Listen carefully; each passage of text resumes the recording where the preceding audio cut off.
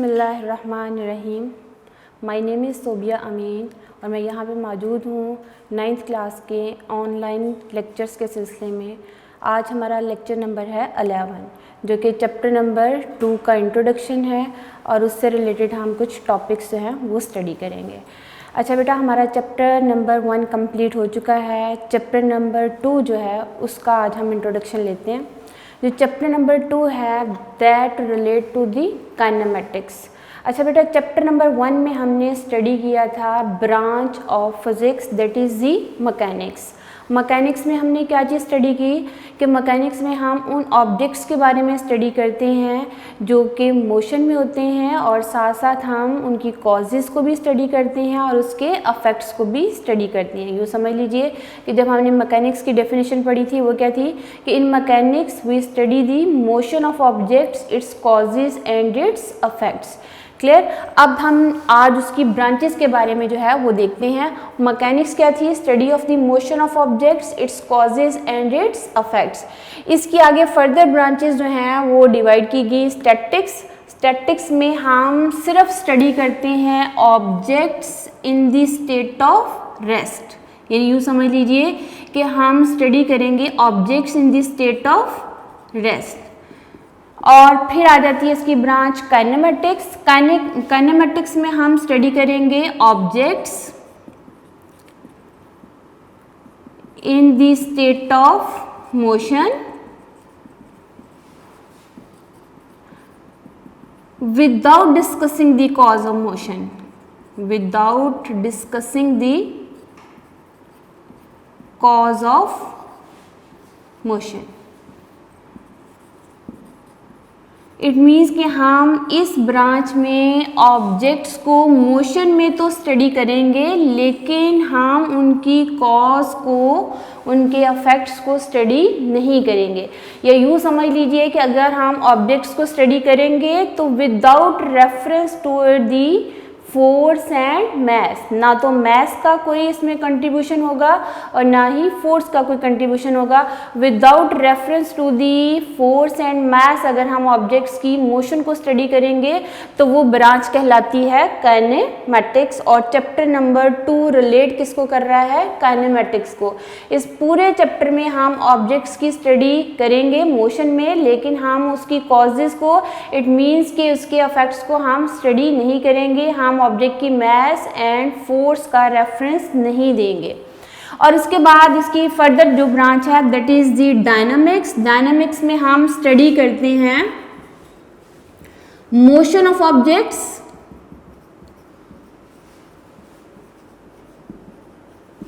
With discussing the cause of motion, with discussing the cause of motion. It means कि इस branch में हम motion of objects को study करेंगे और साथ साथ हम उसकी कॉजेज़ को भी क्या करेंगे? स्टडी करेंगे। इट मीन्स कि उसकी जो कॉजेज़ हैं, फोर्स है, यूँ समझ लीजिए कि ऑब्जेक्ट्स की मोशन की study with reference to the force and mass जो होती है वो स्टडी कहलाती है डायनामिक्स। और चैप्टर नंबर 3 रिलेट करता है डायनामिक्स को। आज हमने चैप्टर नंबर 2 पढ़ना है। चैप्टर नंबर 2 क्या है? काइनेमेटिक्स। और काइनेमेटिक्स में हम स्टडी करते हैं ऑब्जेक्ट्स की study in the state of motion but without discussing the cause of motion. इसमें हम without reference to the force and mass study करेंगे। और इसमें जो फर्स्ट टॉपिक आता है बेटा that is the rest and motion. यूँ समझ लीजिए कि 2.1 जो टॉपिक है इस चैप्टर का, चैप्टर नंबर 2 का, that is the rest and motion. First concept जो है आप लोगों का वो पता होना चाहिए कि ऑब्जेक्ट कब रेस्ट पे है और कब जो है वो मोशन में है। वैसे तो देखा जाए तो हमारे इर्द गिर्द अगर हम इस यूनिवर्स में देखते हैं तो एवरीथिंग जो है इस यूनिवर्स में वो किस स्टेट में है? इन द स्टेट ऑफ मोशन। लेकिन ऑब्जर्वर जो है, एक ऑब्जर्वर के लिहाज से वो रेस्ट पे होती है लेकिन किसी और ऑब्जर्वर के लिहाज से वो क्या होती है? मोशन में होती है। अब हम सबसे पहले देखते हैं कि रेस्ट स्टेट कौन सी होती है। इसका 2.1 जो टॉपिक है वो उसका नाम क्या है? Rest and motion.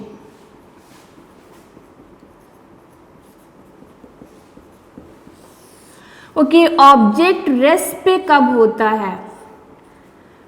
Object rest पे कब होगा? अगर तो ऑब्जेक्ट जो है अपनी स्टेट, अपनी पोजीशन सराउंडिंग के लिहाज से चेंज ना करे तो वो ऑब्जेक्ट कहलाता है इन द स्टेट ऑफ रेस्ट। अगर हम इसकी डेफिनेशन बोलेंगे तो रेस्ट क्या है, तो हम उसके लिए बोलेंगे कि an object will be in the state of rest if it does not change its position with respect to its surrounding. Surroundings क्या होते हैं? आपके इर्द गिर्द जो जगह है वो क्या कहलाती है, जो प्लेसेस हैं, जो जगह है वो क्या कहलाती है? सराउंडिंग्स कहलाती हैं। और सराउंडिंग के लिहाज से अगर वो ऑब्जेक्ट अपनी पोजीशन को, अपनी जगह को चेंज नहीं करेगा तो वो ऑब्जेक्ट कहलाता है इन the state of rest. For example मेरे पास है ये बुक इस टेबल पे पड़ी हुई है, ये बुक किस स्टेट में है? इन द स्टेट ऑफ रेस्ट। मैं यहाँ पे खड़ी हूँ, मैं मूव नहीं कर रही, तो मैं किस स्टेट में हूँ? रेस्ट पे हूँ। सिमिलरली देखिए बेटा कि हम अगर यहाँ पे अर्थ में मौजूद हैं और मैंने कहा ये book in the state of rest है, मैं यहाँ पे खड़ी हूँ, मैं किस स्टेट में हूँ? इन द स्टेट ऑफ रेस्ट। यहाँ पे ये फ़ैन, ये चेयर्स इस रूम में हैं, ये एयर कंडीशनर लगे हुए हैं, ये बल्ब हैं, ये सारी अपनी अपनी जगह पे मौजूद हैं। ये अपनी जगह सराउंडिंग के लिहाज से चेंज नहीं कर रहे। इट मीन्स कि ये किस स्टेट में है? It is in the state of rest. लेकिन अगर आप में से कोई भी स्टूडेंट यहाँ से स्पेस में चला जाता है या मून की सरफेस के ऊपर वो लैंड करता है, तो इन दैट केस हम क्या कहेंगे कि हमारी अर्थ जो है वो अक्रॉस द सन क्या कर रही है? रिवॉल्व कर रही है। और सिमिलरली हमारी अर्थ अपनी एक्सिस के अक्रॉस भी रोटेट कर रही होती है। तो दोनों केसेस में अगर अर्थ रिवॉल्व कर रही है या अपने एक्सिस के अक्रॉस रोटेट कर रही है, अर्थ रोटेट करेगी तो उसके ऊपर जितने ऑब्जेक्ट्स हैं वो भी क्या करेंगे? मूव करेंगे, रिवॉल्व भी करेंगे across the sun and rotate करेंगे अबाउट इट्स एक्सिस। तो इन दैट केस अगर कोई ऑब्जर्वर मून की सरफेस के ऊपर चला जाएगा तो वो क्या ऑब्जर्व करके बताएगा? वो कहेगा कि अर्थ रिवॉल्व कर रही है, अर्थ रोटेट भी करती है। तो इसके ऊपर जितने ऑब्जेक्ट्स होंगे ज़ाहिर सी बात है कि वो भी क्या करेंगे? जो है वो इन द स्टेट ऑफ जो है वो मोशन कहलाएंगे। उसकी रीज़न क्या है कि एक ऑब्जर्वर के लिहाज से तो एक चीज़ रेस्ट पे होती है, लेकिन किसी और ऑब्जर्वर के लिहाज से वो किस स्टेट में होती है? मोशन में होती है। और मोशन में ऑब्जेक्ट्स कब होती हैं? मोशन में ऑब्जेक्ट्स तब होती हैं बेटा कि अगर वो अपनी जगह चेंज कर रहे हों with respect to its surrounding. अगर तो जगह चेंज नहीं होती तो वो क्या कहलाती है? रेस्ट। और अगर ऑब्जेक्ट अपनी स्टेट, अपनी position with respect to surrounding जो है वो चेंज कर लेता है तो वो उसकी कौन सी पोजीशन कहलाती है? मोशन कहलाती है। तो इस यूनिवर्स में मैंने अभी बात की कि एक ऑब्जर्वर के लिहाज से तो एक चीज़ रेस्ट पे होती है, लेकिन किसी और ऑब्जर्वर के लिहाज से वो किस स्टेट में होती है? मोशन में होती है। इसको बोला जाता है कि all the motions are relative. Relative का मतलब क्या है? एक ऑब्जर्वर के लिहाज से वो चीज़ रेस्ट पे होगी, लेकिन किसी और ऑब्जर्वर के लिहाज से वही चीज़, वही ऑब्जेक्ट किस स्टेट में होता है? मोशन में होता है। फॉर एग्जांपल आप ट्रेन पे बैठ के सफ़र कर रहे हो लाहौर से कराची का, तो आप ट्रेन की जिस सीट पे बैठे हुए हो आप जो है अपनी पोजीशन, अपनी जगह चेंज नहीं कर रहे हो सराउंडिंग के लिहाज से। और सराउंडिंग्स क्या है? आपके सामने बैठे हुए पैसेंजर्स हैं। सराउंडिंग में अगर उस कैबिन में कोई फ़ैन लगा हो वो भी सराउंडिंग्स होगी। ना फ़ैन ने अपनी जगह चेंज की, ना पैसेंजर्स ने अपनी जगह चेंज की, आप उसी जगह पे मौजूद हो। तो आप किस स्टेट में हुए? रेस्ट पे हुए।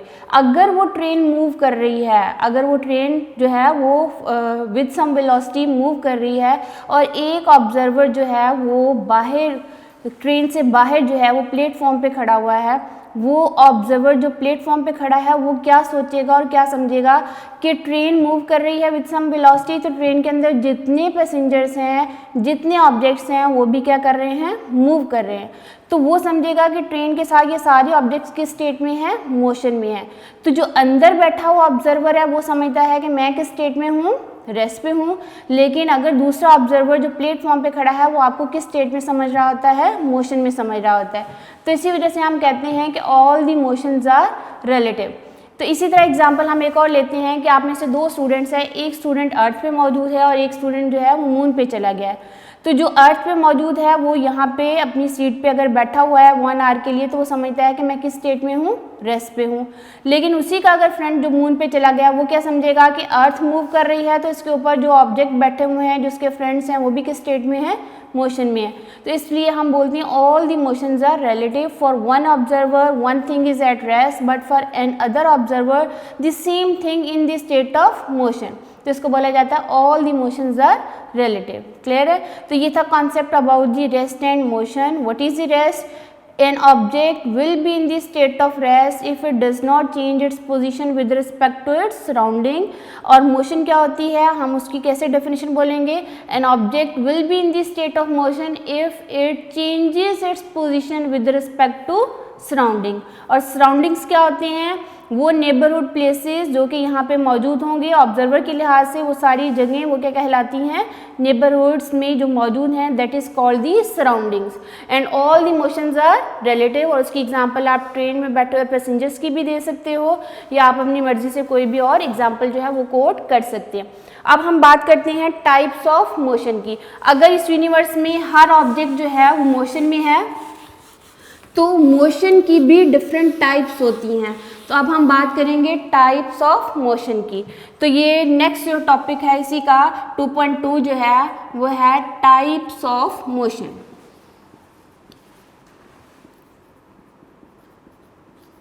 जब ऑब्जेक्ट जो है वो अपनी जगह चेंज करता है विद रिस्पेक्ट टू सराउंडिंग, तो वो किस स्टेट में होगा? मोशन में। अब ये मोशन उसकी स्ट्रेट लाइन में भी हो सकती है, ये मोशन जो है एक कर्व पाथ में भी हो सकती है, ये मोशन वो अपनी एक्सिस के क्रॉस स्पिन भी कर सकता है, या वो अपनी ही मीन पोजीशन के across to and fro move कर सकता है, या वो रेंडमली भी मूव कर सकता है। इन सारी चीज़ों को हम सेपरेटली जो है वो बताते हैं कि टाइप्स ऑफ मोशन बेसिकली जो है वो कितनी तरह की हैं और फर्दर आगे उनकी कौन कौन सी टाइप हैं। तो बेसिकली जो टाइप्स ऑफ मोशन है वो 3 टाइप्स ऑफ मोशन है। First one is the translatory motion. Translatory motion, okay, translatory motion को हम पहले जो है वो बताते हैं कि ट्रांसलेटरी मोशन क्या होती है और फर्दर इसकी टाइप्स क्या हैं। जो ट्रांसलेटरी मोशन होती है ना बेटा, उसमें कोई भी ऑब्जेक्ट जो है वो एक स्ट्रेट पाथ पे मूव करता है, लेकिन विदाउट रोटेशन। बॉडी के अपने अंदर किसी किस्म की कोई रोटेशन नहीं होती। अगर हम कहते हैं कि ऑब्जेक्ट मूव करे स्ट्रेट पाथ पे या फिर किसी कर्व पाथ पे विदाउट एनी रोटेशन, तो उसकी मोशन क्या कहलाती है? Translatory motion. तो इसके हम डेफिनेशन क्या कहते हैं कि अगर हम इसको डिफाइन करेंगे तो क्या लिखेंगे? N object will be in the translatory motion. पूरी डेफिनेशन तो मैं लिखती हूँ, पढ़ देती हूँ, बोल देती हूँ। N object will be in the translatory motion if it moves along a straight line और स्ट्रेट पाथ। द पाथ में बी स्ट्रेट और कर्व। और ऑब्जेक्ट ने कैसे मूव करना है? Without any rotation.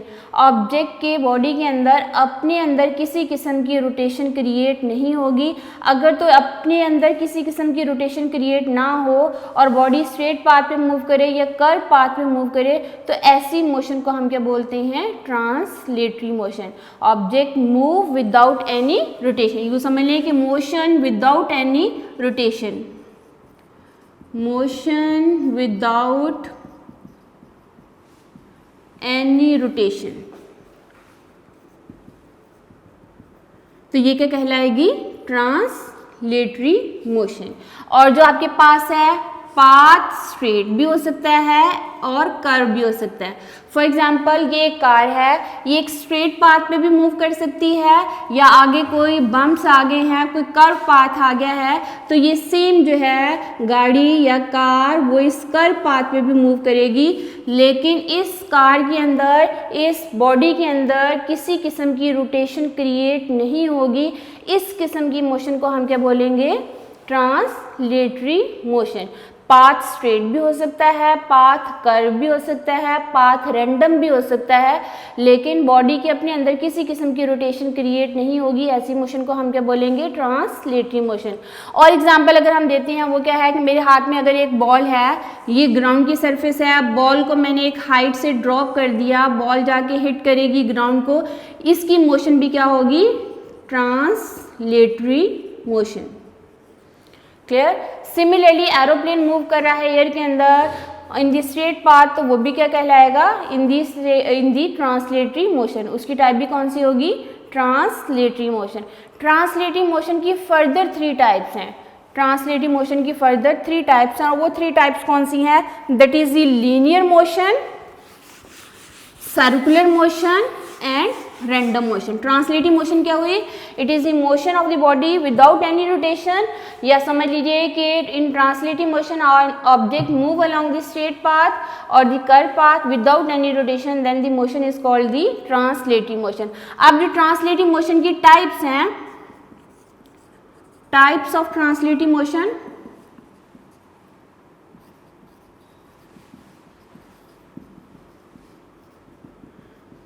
Three types हैं।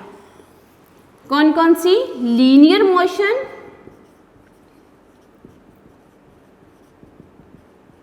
फिर इसकी फर्दर टाइप है जी सर्कुलर मोशन,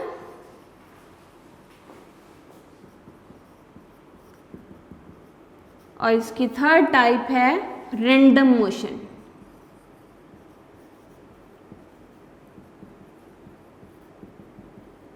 ये ट्रांसलेटिंग मोशन की फर्दर 3 टाइप्स हैं, यानी इसमें ऑब्जेक्ट ने मूव तो करना है विदाउट एनी रोटेशन, लेकिन अब हम फर्दर इसको डिफाइन करेंगे कि अगर स्ट्रेट लाइन मोशन होगी तो वो उसको नाम क्या दिया जाएगा, अगर वो बॉडी एक कर्व पाथ पे या एक सर्कुलर पाथ पे मूव करेगा तो फिर कौन सी मोशन होगी, या रैंडम मोशन जो होगी या इरेगुलर होगी तो वो कौन सी टाइप कहलाएगी। तो इसमें अगर हम लीनियर मोशन की बात करते हैं तो लीनियर का मतलब ही होता है 1 डायमेंशन मोशन।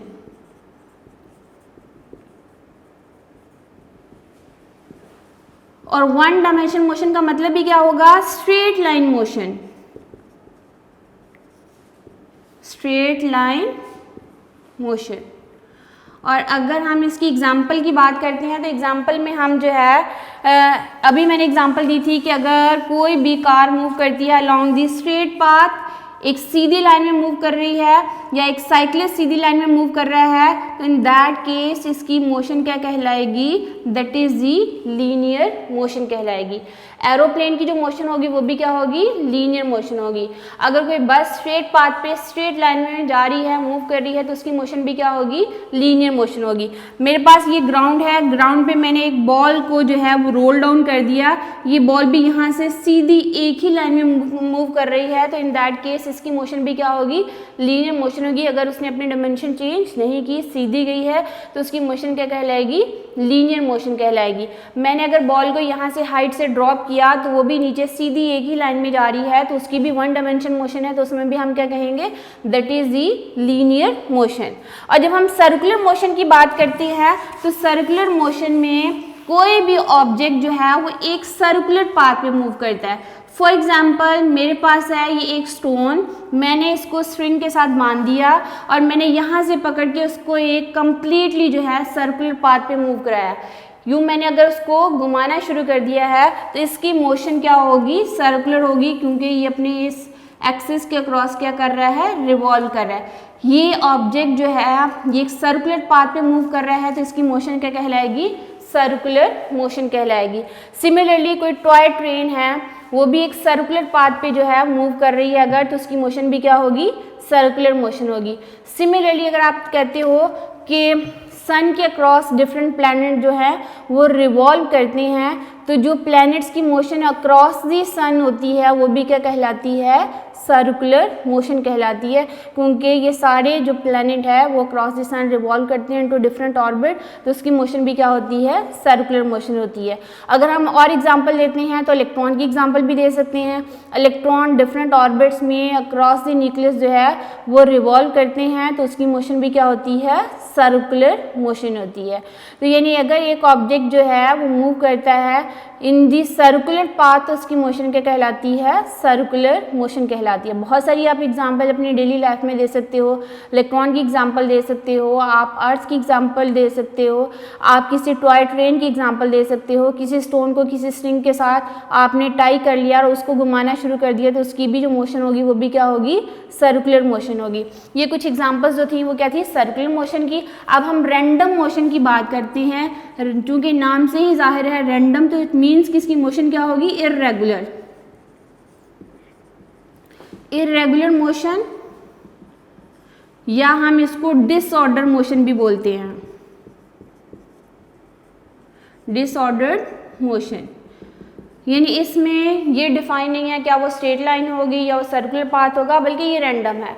फॉर एग्जांपल यहाँ पे कोई बटरफ्लाई आ गई है, बटरफ्लाई कभी उधर जाती है, कभी इधर मूव कर रही है, कभी ऊपर मूव कर रही है, कभी नीचे की तरफ आ रही है। अब बटरफ्लाई मूव तो कर रही है, डिसऑर्डर पाथ पे बटरफ्लाई की मोशन क्या होगी, रैंडम मोशन होगी।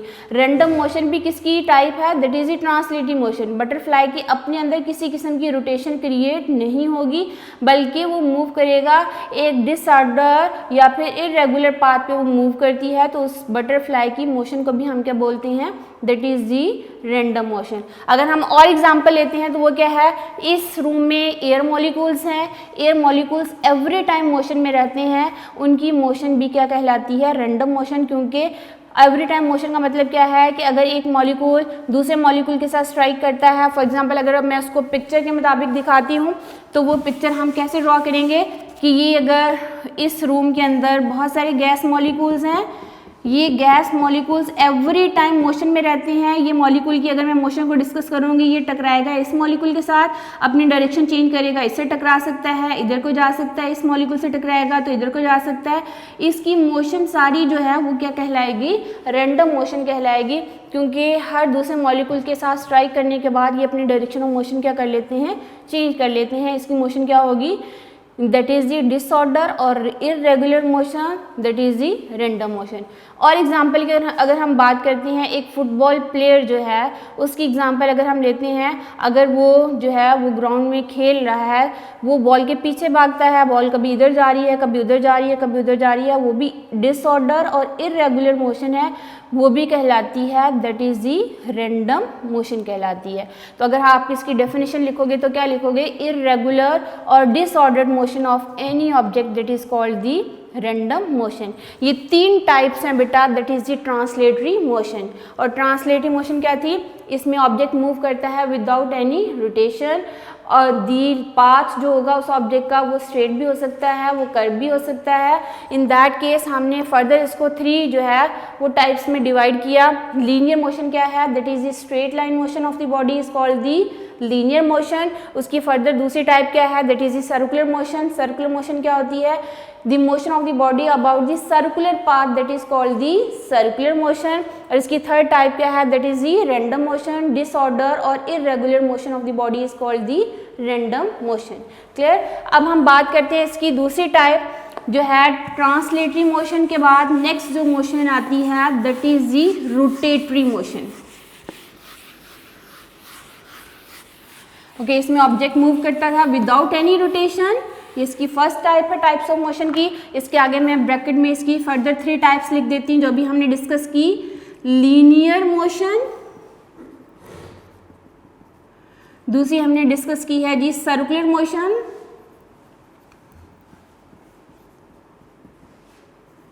और थर्ड टाइप हमने इसकी डिस्कस की है, that is the random motion.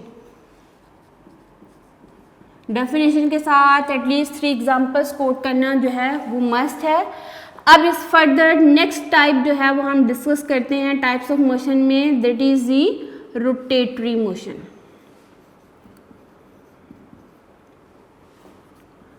Rotatory motion, okay, नाम से ही जाहिर है कि ऑब्जेक्ट ने रोटेट करना है। अच्छा बेटा, रोटेशन और रेवोल्यूशन में फ़र्क है। अब हमारे पास कोई भी बॉडी रिवॉल्व करता है तो उसकी मोशन होती है सर्कुलर मोशन, और रोटेशन का मतलब होता है अपने एक्सिस के क्रॉस बॉडी रोटेट करता है। फॉर एग्जाम्पल अगर हम रोटेटरी मोशन में सबसे पहला जो पॉइंट है वो हमें पता होना चाहिए, एक्सिस क्या होता है। एक्सिस क्या है, ये एक लाइन जिसके क्रॉस बॉडी जो है वो रोटेट करे, वो लाइन क्या कहलाती है, एक्सिस कहलाती है। वो पॉइंट, वो लाइन जिसके क्रॉस बॉडी रोटेट करता है, वो पॉइंट या वो लाइन क्या कहलाती है, एक्सिस कहलाती है। तो जब हम बात करते हैं रोटेटरी मोशन की तो उसमें बॉडी यूजुअली स्पिन करता है अबाउट ए एक्सिस। एक बॉडी ने स्पिन करना है अबाउट ए एक्सिस, तो हम रोटेटरी मोशन में क्या बोलते हैं, it is the spinning motion of the body. Spinning motion of the body about its axis, about its axis। तो इसका मतलब क्या हुआ कि बॉडी ने स्पिन करना है अबाउट ए एक्सिस, तो इसकी मोशन क्या कहलाएगी, that is the rotatory motion. Example अगर हम लेते हैं तो क्या है, आपके पास अगर एक टॉप है तो ये मेरे पास एक टॉप है, मैंने इसको जो है वो रोटेट करवा दिया, ये हॉरिजॉन्टल सरफेस है इसके ऊपर, तो ये टॉप जो है इस एक्सिस के क्रॉस स्पिन करेगा, तो इसकी मोशन भी क्या कहलाएगी, that is the rotatory motion.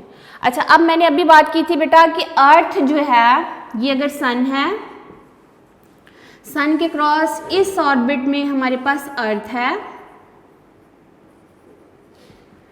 अर्थ अगर सन के क्रॉस मूव करेगी, रिवॉल्व करेगी, अगर सन के क्रॉस रिवॉल्व करेगी तो ये मोशन होगी सर्कुलर। अगर अर्थ सन के क्रॉस अपने ऑर्बिट में रिवॉल्व करती है तो ये उसकी मोशन क्या होगी, सर्कुलर होगी। लेकिन आपको पता है सन अपने एक्सिस के अक्रॉस भी रोटेट करती है। ये अर्थ जो है अपने, ये इसका एक्सिस मैंने बता दिया, इसके क्रॉस रोटेट करती है, तो ये मोशन क्या कहलाएगी, रोटेटरी मोशन। अगर वो अपने एक्सिस के क्रॉस रोटेट करती है तो वो क्या कहलाएगी, rotatory motion. For example day and night कैसे चेंज होते हैं, डे एंड नाइट कैसे चेंज होंगे कि हमारे पास है ये अर्थ अगर मूव करती है अक्रॉस द सन तो मोशन क्या होगी, सर्कुलर मोशन होगी, जिसमें अर्थ एक साल में अपना एक रेवोल्यूशन जो है वो कंप्लीट कर रही होती है अक्रॉस द सन, जिसमें आपको पता है सीजन्स चेंज होती हैं, कभी सर्दी हो जाती है, कभी गर्मी हो जाती है, कभी बीच के मौसम आ जाते हैं जिसमें हम स्प्रिंग सीजन बोल देते हैं, ऑटम सीजन बोल देते हैं। तो इन दैट केस यहाँ पे सीजन्स चेंज होते हैं एक साल में, तो ये मोशन उसकी अक्रॉस द सन होती है, तो वो मोशन क्या कहलाती है, that is the circular motion. लेकिन जब हम रोटेटिव मोशन की बात करते हैं तो अर्थ अपनी एक्सिस के अक्रॉस रोटेट करती है, जिसमें डे एंड नाइट चेंज होते हैं। फॉर एग्जांपल अर्थ 24 आवर्स में अपनी एक रोटेशन कंप्लीट करती है। 24 आवर्स में आपको पता है डे है एंड नाइट है। अब ये अर्थ का ये वाला पोर्शन जो है, जो कि जहाँ पे सनलाइट पड़ रही है, इस पोर्शन में डे चल रहा होगा, इस पोर्शन में क्या चलते हैं, नाइट। अब अर्थ ने रोटेट किया, घूम गई, तो आपका इधर वाला पोर्शन सन के क्रॉस आ जाएगा, तो यहाँ डे स्टार्ट हो जाएगा, जो डार्क में चला गया वहाँ क्या हो जाएगी, नाइट हो जाएगी। तो इस तरह डे एंड नाइट चेंजेस होते हैं due to the rotatory motion of the earth, और सीजन्स चेंज होते हैं due to the circular motion of the earth. तो ये थी बेटा डिफरेंस जो हमारे पास सर्कुलर एंड रोटेटरी मोशन का। तो इसमें एक और जो मेन पॉइंट आप लोगों ने माइंड में रखना है, अक्सर बच्चे मिक्सअप कर देते हैं कि सर्कुलर मोशन क्या है एंड रोटेटरी मोशन क्या है। अच्छा, एक सिंपल एग्जांपल बेटा मैं देती हूँ कि यहाँ इस रूम में मैंने एक चेयर रखी, ठीक है, मैं हूँ ऑब्जेक्ट, वो चेयर है मेरे पास एक्सिस, ठीक है, जिसके क्रॉस मैंने जो है वो रिवॉल्व करना है या फिर मैंने वहाँ पे मूव करना है। अगर मैं अपना एक कंप्लीट चक्कर लगाती हूँ उस चेयर के अक्रॉस यूँ, ठीक है, तो मैंने एक कंप्लीट चक्कर लगा लिया है चेयर के अक्रॉस, मेरे अंदर किसी किस्म की रोटेशन क्रिएट नहीं हुई, मैंने एक गोल चक्कर लगा दिया, तो ये मोशन क्या होगी, that is the circular motion.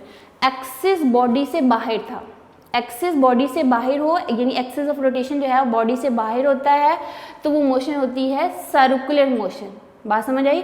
और इसी तरह अगर हम रोटेटिव मोशन की बात करते हैं तो एक्सिस ऑफ रोटेशन जो होता है बॉडी के अपने अंदर लाया करता है। मैं यहाँ पे खड़ी हूँ, मैंने एक पाँव पे खड़े होकर यूँ मूव करना शुरू कर दिया, अब एक्सिस ऑफ रोटेशन मेरी बॉडी के अपने अंदर लाया करेगा, तो वो क्या कहलाएगा, that is the rotatory motion. Similarly हम अर्थ की एग्जांपल की बात करते हैं, अगर ये अपना एक कंप्लीट जो है एक चक्कर यहाँ पे सन के अक्रॉस लगाएगी तो सन कहलाएगा एक्सिस, ठीक है। जब वो अपना 365 डेज में अपना एक रेवोल्यूशन कंप्लीट करती है अर्थ अक्रॉस द सन, तो एक्सिस ऑफ रोटेशन सन कहलाता है। तो तब इसकी मोशन क्या होगी, सर्कुलर मोशन होगी। अब एक्सिस अर्थ से बाहर लाई करता है तो ये मोशन क्या होगी, सर्कुलर मोशन। लेकिन जब हम रोटेटिंग मोशन की बात करते हैं तो ये लाइन जो है ये इसका एक्सिस ऑफ रोटेशन कहलाएगी। इसकी क्रॉस बॉडी रोटेट करती है, स्पिन करती है, तो डे एंड नाइट चेंज होते हैं, तो तब आपकी ये मोशन क्या कहलाती है, that is the rotatory motion. अगर तो एक्सिस ऑफ रोटेशन बॉडी के अपने अंदर लाई करता है और उसमें स्पिनिंग मोशन क्रिएट हो जाती है तो वो क्या कहलाती है, that is a rotatory motion. और अगर एक्सिस ऑफ रोटेशन बॉडी से बाहर होता है, लाई करता है और बॉडी में किसी किस्म की स्पिनिंग मोशन या रोटेशन क्रिएट नहीं होती तो तब वो मोशन क्या होती है, that is the circular motion. तो ये था difference between the circular motion and the rotatory motion. ये आपने माइंड में रखनी है बात। अगर एक्सिस ऑफ रोटेशन बॉडी के अपने अंदर लाई करेगा तो उसकी कहलाएगी रोटेटरी मोशन। अगर एक्सिस ऑफ रोटेशन बॉडी से बाहर लाई करेगा तो वो कौन सी मोशन होगी, that is the circular motion. Clear है बच्चों।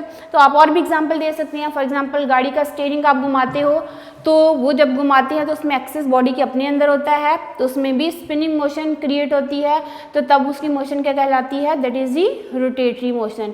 एक और एग्जांपल की हम बात करते हैं, गाड़ी का व्हील है, गाड़ी का व्हील अपने एक्सिस के क्रॉस रोटेट करता है तो वो भी मोशन क्या कहलाती है, that is the rotatory motion. तो रोटेटरी मोशन क्या है, spinning motion of the body about its axis, that is called the rotatory motion. Clear बच्चों। तो ये मैंने सेकंड टाइप इसकी डिस्कस कर दी, spinning motion of the body about its axis is called the rotatory motion. और axis क्या था, दैट इज द लाइन और a point across which a body rotate. जहाँ रोटेशन क्रिएट होगी जिस लाइन के क्रॉस, जिस पॉइंट के क्रॉस, वो क्या कहलाएगी, एक्सिस ऑफ रोटेशन। तो रोटेटरी मोशन में क्या हुआ, spinning motion of the body about its axis, spinning motion of the body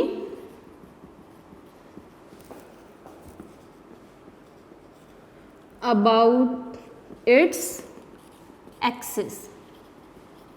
ठीक है, ये हमारे पास रोटेटरी मोशन होगी। अब इसकी थर्ड टाइप है, that is the vibratory motion.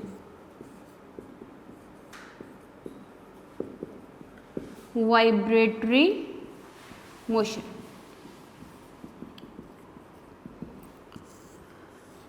Okay. Vibratory motion में कोई भी ऑब्जेक्ट जो है वो मूव करता है अबाउट इट्स मीन पोजीशन, तो इसको हम बोलते हैं to and fro motion of the body,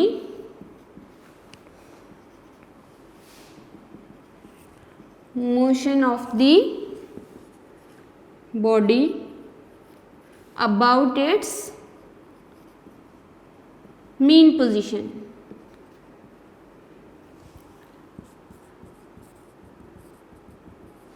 अगर तो बॉडी टू एंड फ्रो या बैक एंड फोर्थ मूव करे अबाउट इट्स मीन पोजीशन तो तब वो मोशन क्या कहलाती है, that is the vibratory motion. For example हम बात करते हैं स्विंग की। एक बच्चा जो है वो स्विंग ले रहा है, स्विंग अभी उसने स्टार्ट नहीं किया, तो जहाँ पे वो रेस्ट पोजीशन में होता है वो उसकी मीन पोजीशन होती है। तो अगर ये मेरे पास है एक स्विंग, अभी ये मूव नहीं कर रहा, इस पे एक पर्सन बैठा हुआ है, ये भी मूव नहीं कर रहा, तो ये इसकी पोजीशन जो है रेस्ट पोजीशन, इक्विलिब्रियम पोजीशन, या इस पोजीशन को हम मीन पोजीशन बोलते हैं। इस मीन पोजीशन को इक्विलिब्रियम पोजीशन भी कहा जाता है। इस मीन पोजीशन को हम जो है रेस्ट पोजीशन भी बोल देते हैं। अभी बॉडी के ऊपर नेट फोर्सेस 0 हैं तो ये क्या है, मीन पोजीशन। अब अगर ये पर्सन अपने पाँव से लगाता है फोर्स, और फोर्स लगा के ये अपने स्विंग को इस पोजीशन में ले आता है, ठीक है, ये अब स्विंग जो है इस पोजीशन पे आ गया। यहाँ ये अपने स्विंग को रिलीज कर देता है, यानी पाँव से फोर्स लगानी छोड़ देगा, तो यही स्विंग वापस मीन पोजीशन की तरफ आएगा और यहाँ रुकेगा नहीं बल्कि एक और पोजीशन की तरफ चले जाएगा। ठीक है, अब इस पोजीशन को, ये वाली पोजीशन और ये वाली पोजीशन कहलाती है एक्सट्रीम पोजीशन। ये पोजीशन भी कहलाएगी एक्सट्रीम पोजीशन।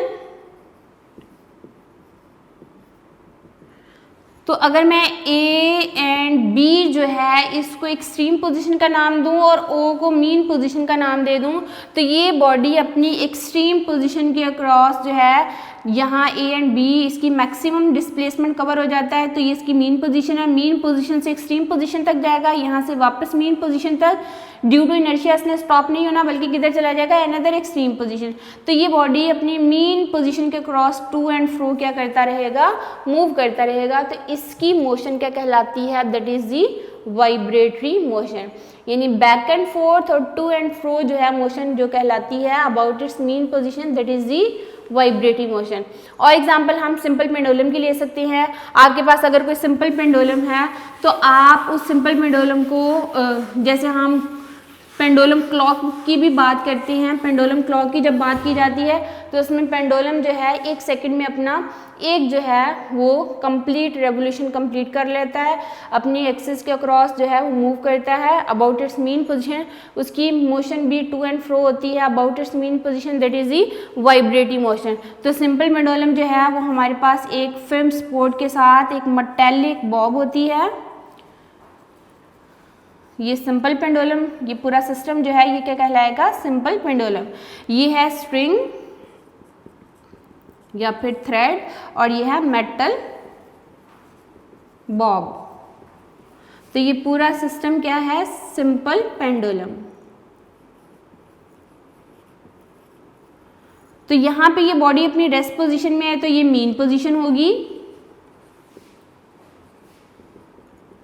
आप इसको हाथ से फोर्स लगाओ और इसको इस पोजीशन पे ले आओ, इस पोजीशन पे ले आके आगे आप इसको रिलीज कर दो तो यही सिंपल बॉब जो है मेटालिक बॉब मीन पोजीशन पे जाएगी और फिर अनदर जो है पोजीशन पे चली जाएगी, that is also called the extreme position.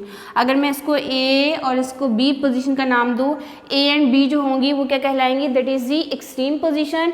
और यहाँ इसको मैं ओ का नाम दे देती हूँ, ओ क्या कहलाएगा, that is the mean position. तो ये सिंपल पेंडुलम अपनी एक्सट्रीम पोजीशन के क्रॉस टू एंड फ्रो जो है वो मूव करेगा और इसकी मोशन क्या कहलाएगी, that is the vibratory motion कहलाती है। अगर मैं कहती हूँ कि कोई भी लीफ है और वो लीफ पानी की सरफेस के ऊपर जो है वो अप एंड डाउन मूव कर रहा है तो तब उसकी मोशन भी क्या कहलाएगी, that is the vibratory motion. मेरे हाथ में एक जो है वो सितार है, मैं उसकी या यूँ समझ लीजिए कि पियानो है, पियानो की एक की दबाती हूँ तो उसके नीचे लगी होती है स्ट्रिंग्स, वो स्ट्रिंग अपनी मीन पोजीशन के अक्रॉस क्या करती हैं, वाइब्रेट करती हैं, तो जिससे साउंड जनरेशन हो रही होती है। तो वो जो स्ट्रिंग्स हैं उसकी वो भी अपनी मीन पोजीशन के across to and fro move करती हैं तो उसकी मोशन भी होगी, that is the vibratory motion कहलाती है।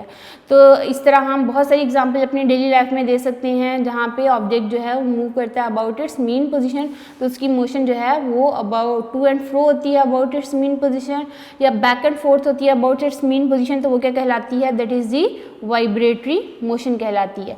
तो ये थी 3 टाइप्स ऑफ मोशन, जिसमें translative motion, rotatory motion and vibratory motion हमने आज पढ़ा।